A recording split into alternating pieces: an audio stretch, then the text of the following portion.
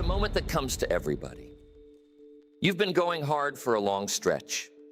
You've been carrying the weight, doing the work, showing up day after day after day. And then one morning, you wake up and the tank is empty, not low, empty. And you lie there and you think, I have nothing left to give today.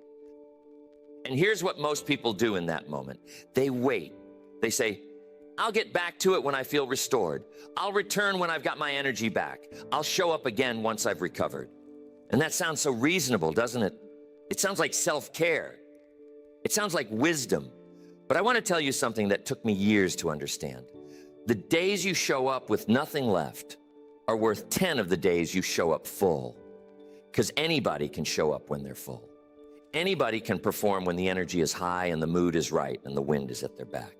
That's not character. That's just convenience wearing a costume. Character is what happens when the tank is empty and you show up anyway. And I want to spend our time together talking about exactly how you do that. Because it's not a mystery. And it's not reserved for some special breed of person. It's a skill. And like every skill, it can be learned. Let me start by challenging something you probably believe without even knowing you believe it. You believe that you need energy to take action. You believe that the energy comes first and then the action follows. And so when the energy is gone, you conclude that action is impossible. But that's backwards. That's completely backwards. And this single misunderstanding has cost more people more of their dreams than almost anything else I can name. Because the truth is that action doesn't require energy. Action creates energy. The two have the relationship exactly reversed in most people's minds. Think about the last time you didn't feel like doing something, and you did it anyway. Maybe it was a workout you dreaded. Maybe it was a task you'd been putting off. You started it feeling drained, feeling like you had nothing. And what happened? Somewhere in the middle of it, the energy showed up.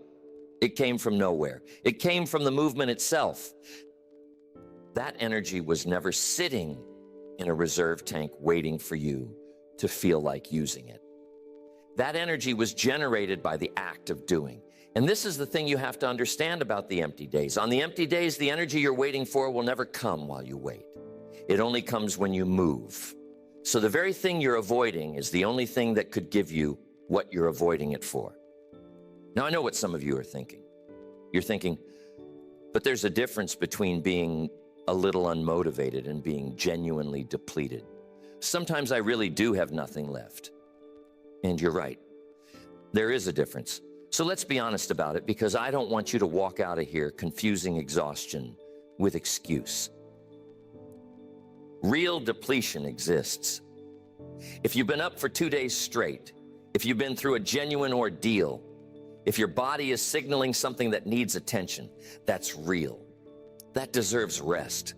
I'm not standing here telling you to run yourself into the ground and ignore every warning your body gives you. But here's what I've observed after a lifetime of watching people, including myself.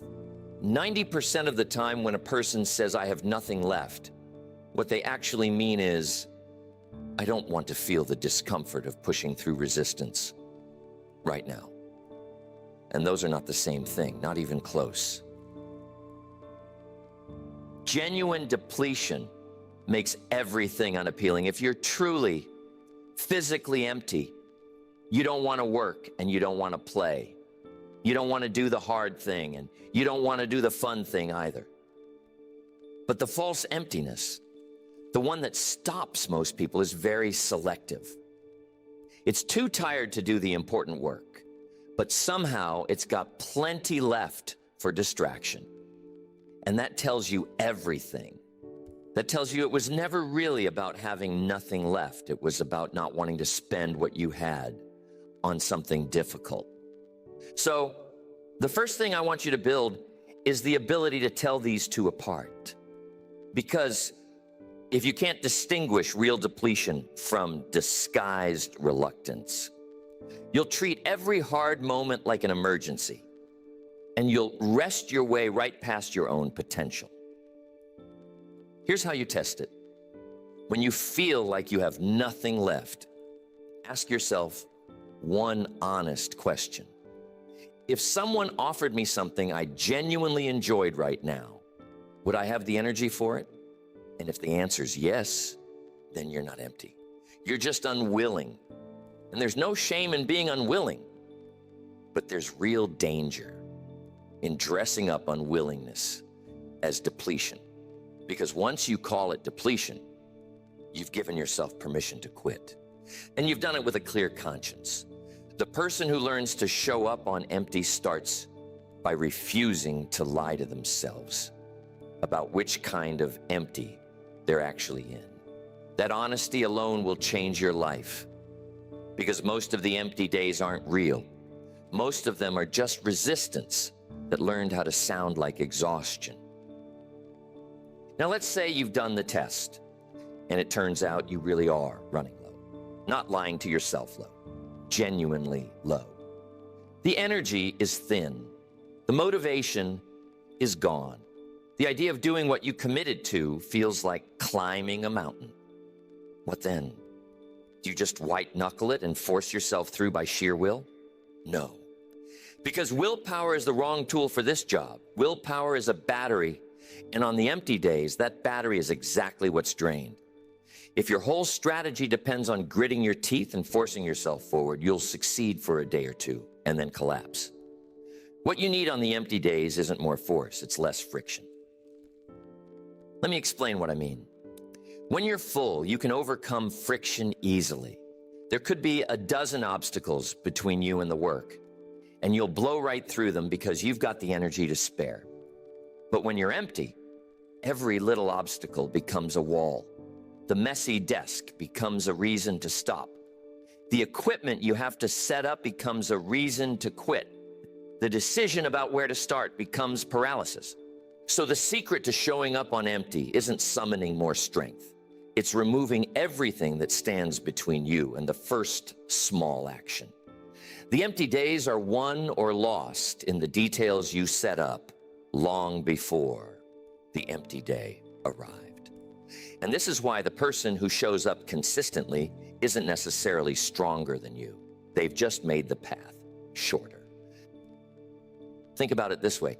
If your goal is to exercise, and on your empty day you have to find your clothes and locate your shoes and figure out what workout you're doing and clear a space and get in the right mindset before you even begin, you've lost already. There's too much between you and the start. Every one of those steps is a place where the empty version of you will surrender. But if the night before, when you had a little more clarity, you laid the clothes out, set the shoes by the door, wrote down exactly what you'd do, and cleared the space, then the empty version of you only has to do one thing: begin. You've removed the friction. You've built a ramp instead of a wall. And a person on empty can walk up a ramp. What they can't do is climb a wall.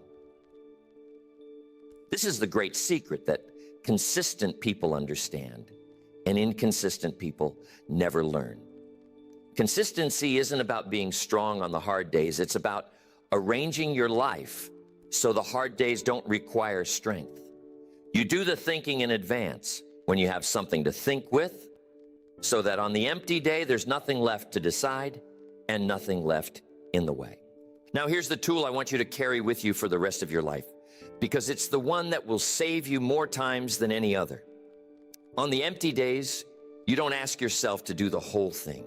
You ask yourself to do the smallest possible piece of the thing. So small, it's almost insulting.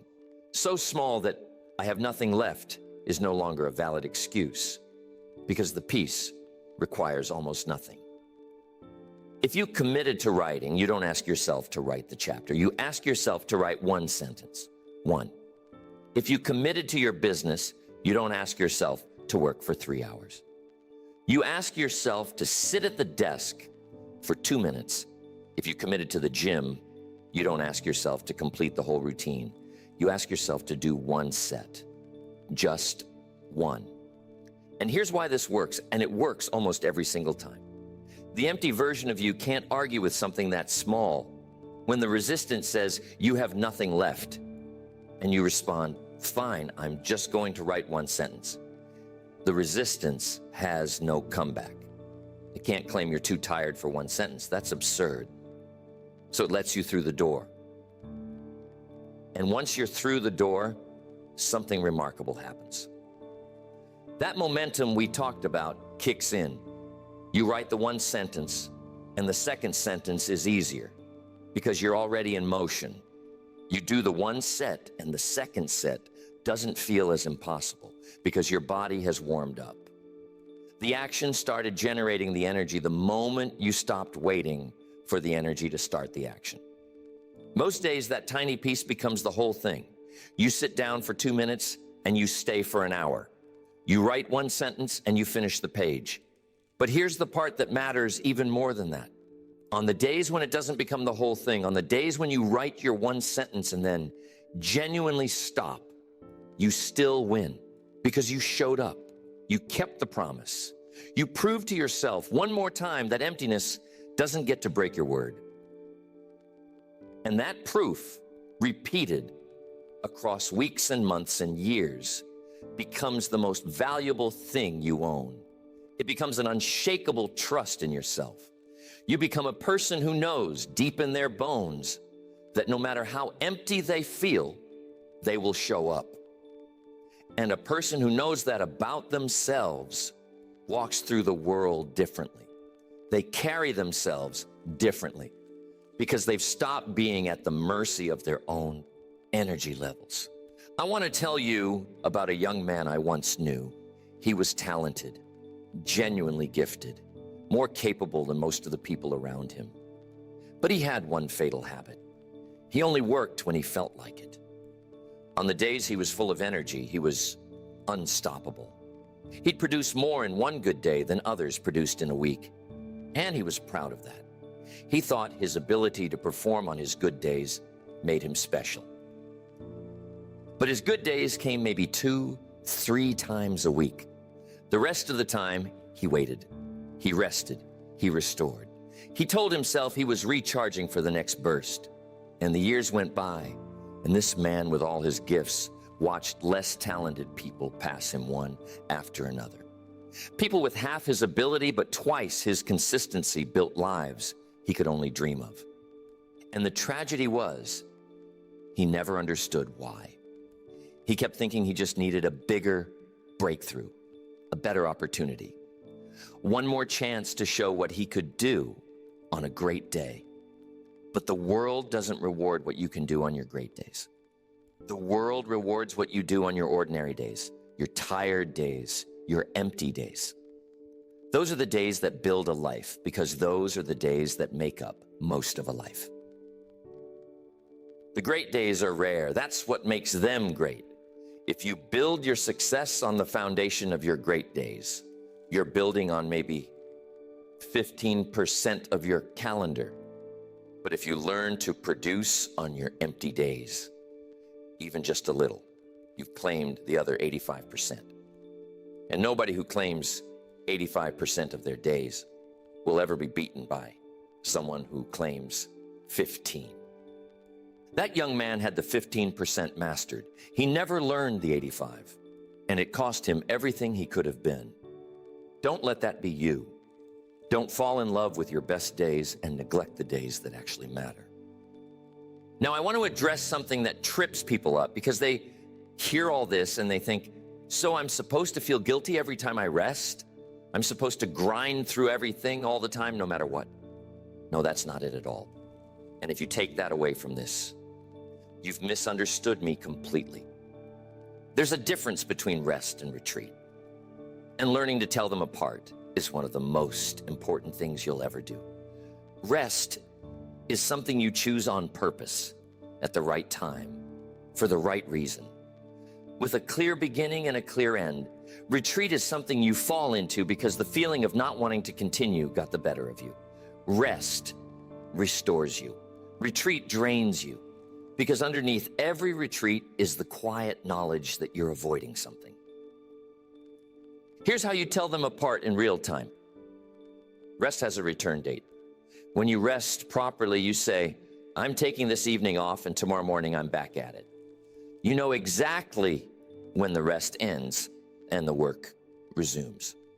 Retreat has no return date. When you retreat, you say, I just need a break. And the break has no boundary. One day becomes two, two becomes a week. And the whole time you feel worse, not better, because retreat doesn't refill the tank.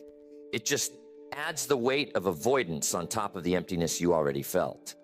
So I'm not telling you never to rest. I'm telling you to rest like a professional.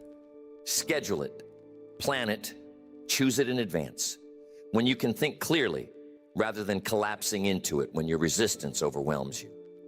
The empty days I'm asking you to show up on are not the days you've wisely scheduled for recovery.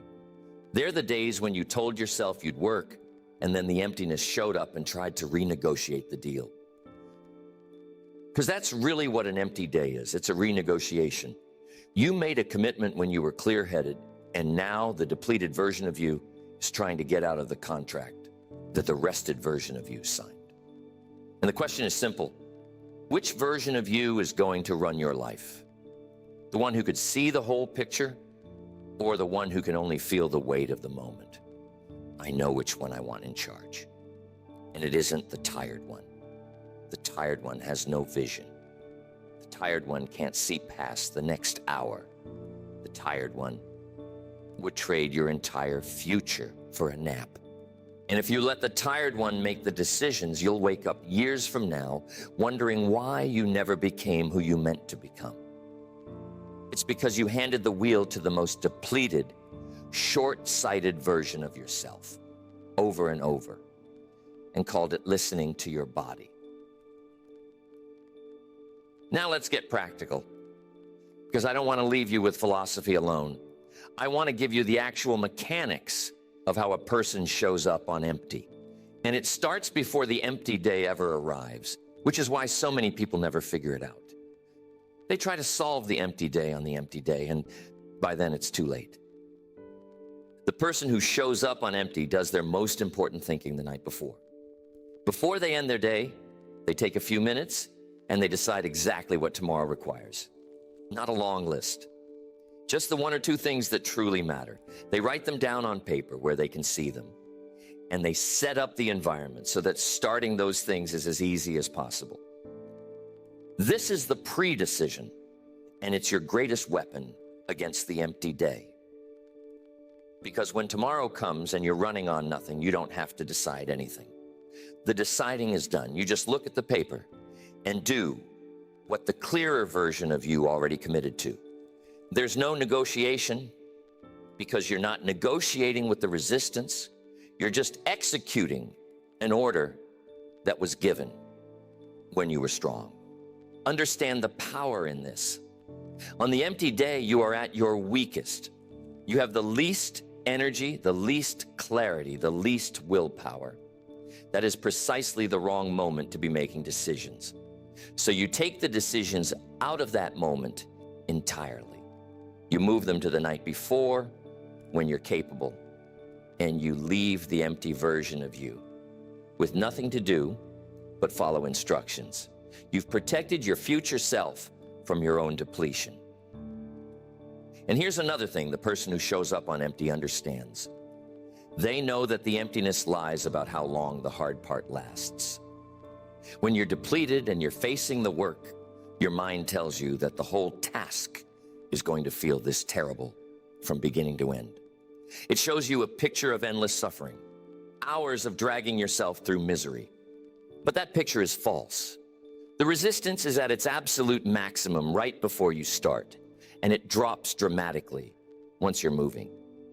The hardest part of showing up on empty isn't the work. It's the moment right before the work. It's the doorway. And if you can just get yourself through the doorway, the room on the other side is almost never as bad as the resistance promised. This is why the smallest possible piece works so well. It gets you through the doorway. It doesn't ask you to endure hours of suffering. It just asks you to cross the threshold. And once you've crossed it, you discover the truth that the emptiness was hiding from you. The work isn't as heavy as you feared. Your body had more than you thought. The tank wasn't empty. It just looked empty from the outside because you were standing at the door where the resistance is loudest. I want you to start thinking of the empty days as tests, not punishments. Tests. Because every time you show up on empty, you're taking an exam in the only subject that actually matters, whether you can be counted on when it's hard. And every time you pass that exam, you become a little more of the person you're trying to become. The full days don't build you. That's the thing nobody tells you. When you show up full of energy and everything goes well, you feel great, but you don't grow. You're just cashing in strength you already had. It's the empty days that build you. It's showing up with nothing and finding a way that adds something real to your character. Every empty day you conquer makes the next one easier because you're accumulating proof that you can do it. And that proof is the raw material of self-respect. Think about who you trust in your own life. You don't trust the person who's reliable when it's convenient. Anyone's reliable when it's convenient. You trust the person who shows up when it costs them something. The person who's there on the hard days. The person whose word holds, even when honoring it is uncomfortable. Now apply that to yourself. How much do you trust yourself? How much faith do you have in your own commitments? For most people, the honest answer is not much, because they've broken their word to themselves too many times. They've said, tomorrow I'll start, and then the empty day came, and they folded. And they added one more broken promise to a long history of broken promises. And now deep down, they don't believe themselves anymore. When they make a commitment, some part of them already knows they probably won't keep it. That's what the empty days do when you surrender to them. They don't just cost you the work. They erode your relationship with yourself. They teach you that your word is negotiable, that your commitments have conditions, that you'll do what you said only if you feel like it. And a person who can't trust their own word can't build anything lasting, because everything lasting is built on the ability to keep going after the excitement fades. But it works the other way too. Every time you show up on empty, you make a deposit in that account. You prove to yourself that your word holds, regardless of how you feel. And slowly over time, you become someone you can actually rely on. You reach a point where making a commitment and keeping it are the same thing, because you've learned that I said I would is enough. That is one of the most powerful states a human being can reach. And it's built entirely on the empty days, one small act of showing up at a time. Let me tell you about another person I once knew, a woman who understood this in her bones. She wasn't the most talented. She wasn't the most connected. But she had a rule she never broke. She said, I don't have to do it well on the hard days. I just have to do it. And that rule made her unstoppable. On her empty days, she didn't try to produce her best work. She let herself do mediocre work. She let herself do the bare minimum, but she never let herself do nothing. She understood that the standard on an empty day isn't excellence. The standard is presence. Just show up. Just keep the streak alive. Just don't let the emptiness win completely. And here's what happened. Because she showed up on every empty day, even at a low level, she was there when it counted. She was in position. She had kept her skills sharp and her momentum alive and her self-trust intact. So when the good days came, and they always eventually come, she was ready to make the most of them. The people who only worked on their good days were always starting from cold. She was always already warm. That's the compounding advantage of showing up on empty. It's not that any single empty day produces much. Often it produces almost nothing. The value isn't in the output of that day. The value is in never breaking the chain, because an unbroken chain of small actions beats an occasional burst of large ones every single time. The person who does a little every day, including the empty days, will pass the person who does a lot on their good days and nothing on their bad days. It's not even close. So lower your standard on the empty days. I mean that. Give yourself permission to do it badly. Give yourself permission to do the smallest, ugliest, most minimal version of the thing. Because a minimal version that gets done beats a perfect version that stays in your imagination. The empty day is not the day to demand excellence of yourself. It's the day to demand presence. Excellence can come back on the good days. Presence is what you owe every day. Now I want to talk about the story you tell yourself when you're empty, because that story matters more than almost anything. When you're depleted and facing the work, there's a narration running in your head. And for most people, that narration is a tragedy. It says, "This is so hard. I can't do this. I have nothing left. Why does everything have to be this difficult? I just want to stop." And that narration makes the emptiness worse. It amplifies it. It takes a manageable state of low energy and turns it into a crisis. Because you're telling yourself a story about how impossible everything is, and your body believes the story. You become as tired as your narration says you are. The person who shows up on empty tells a different story. When the emptiness arrives, they narrate it differently. They say, "Here it is, the empty day. This is the one that counts. Anybody can show up full. Let's see if I can show up empty." They turn the emptiness from a reason to quit into a challenge to rise to. Same circumstance, completely different story, completely different outcome. You have more control over that internal narration than you think. You can't always control whether you feel empty, but you can absolutely control what you say to yourself about the emptiness. And what you say determines whether the emptiness stops you or whether it becomes the very stage on which you prove who you are. So the next time you're depleted, catch the narration. Notice what you're telling yourself. And if it's a story about how impossible everything is, change it. Tell yourself the truth instead. The truth is, I feel empty and I can act anyway. I've done it before. The energy comes when I move. I only have to start with something small. And when I do, I'll have proven one more time that I'm not at the mercy of my energy levels. That's the story that gets you up. That's the story that gets you through the door. Here's something else you need to know about the empty days. They almost always feel worse than they actually are, because emptiness distorts your perception of the work. When you're full, a task looks manageable. When you're empty, that same task looks enormous. Nothing about the task changed, only your perception changed. And if you make your decision based on how big the task looks through the lens of your emptiness, you'll never do anything hard, because through that lens, everything looks impossible.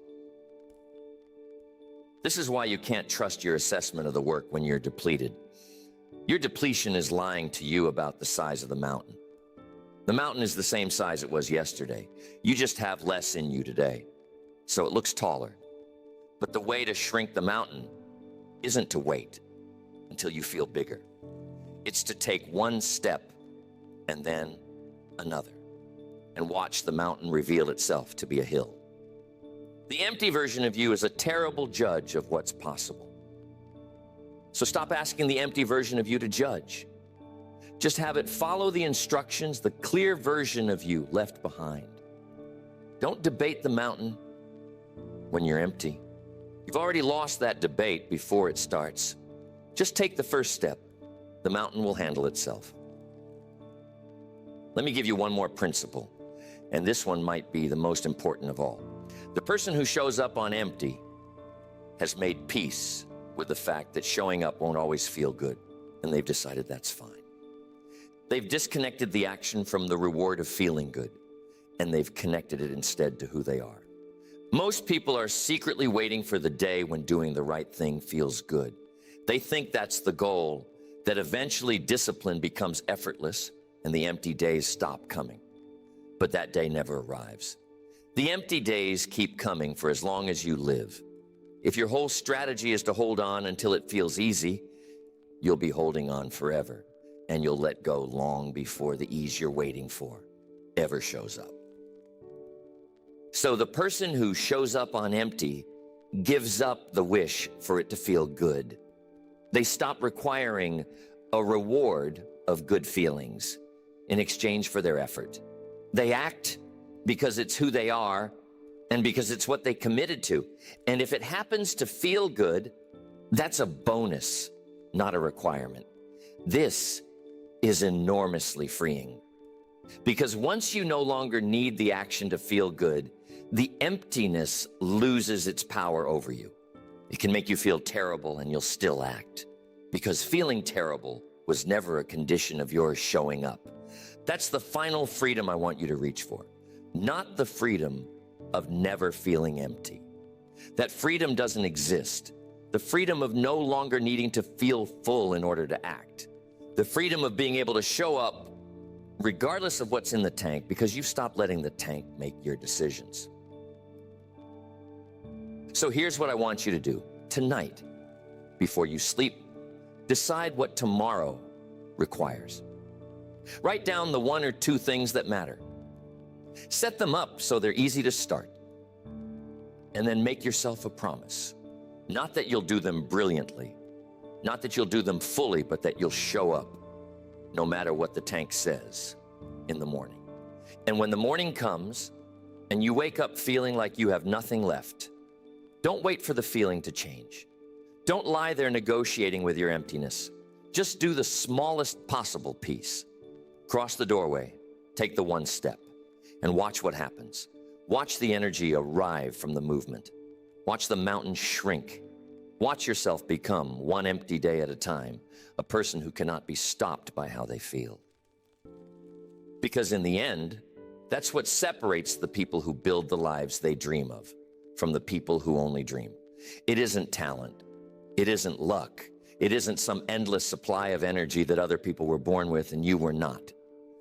It's the willingness to show up on the days you have nothing left, and to keep showing up until showing up is simply who you are.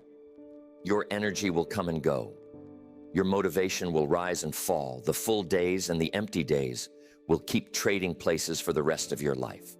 But your commitment doesn't have to rise and fall with them. Your commitment can be the one thing that holds steady while everything else fluctuates. And when it does, when you become the person whose word holds even on empty, you will have found something the fully energized will never have. You will have found yourself.